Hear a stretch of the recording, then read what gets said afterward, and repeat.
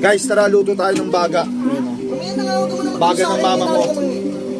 Yan, nabili ko siya 170 pesos kaya nakarami. Pakuluan muna natin to, ano na to eh. Napakuluan na to eh. Pero syempre para sure lang tayo, pakuluan ulit natin. Lagyan na natin yung mga baga, guys. Tapos timplahan natin ng bawang sibuyas luya. Yan, laurel.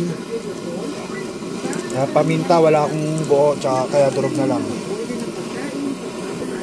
Tapos asin. Pakuluan lang natin yan, guys. Habang pinapakuluan natin yung baga, guys, gawa muna tayo ng sausawan natin. Yan, sibuyas, kalamansi. Tapos 2 pirasong sili lang. Tapos, yan, piniga ko lang yung kalamansi, toyo, paminta, asukal, tapos konting tubig lang, guys. Yan, pag all goods na yan, hanguin na natin yung baga natin. Yan.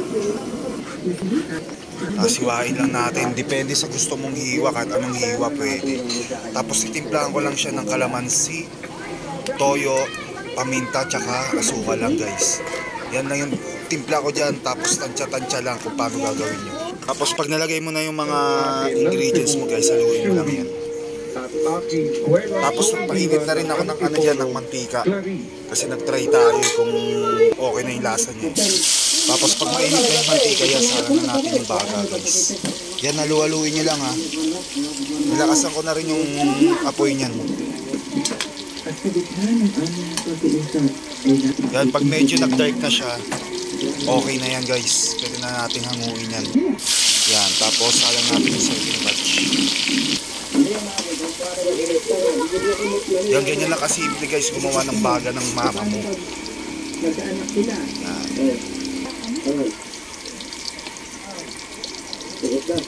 Yan, pag okay na yan, syempre tikman na natin.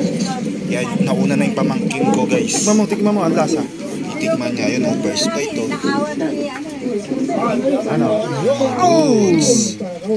Ako naman titikim. Ayaw dito.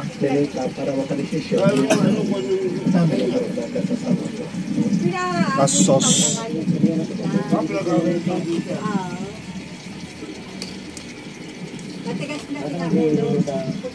Mawa ka sa tatay mo.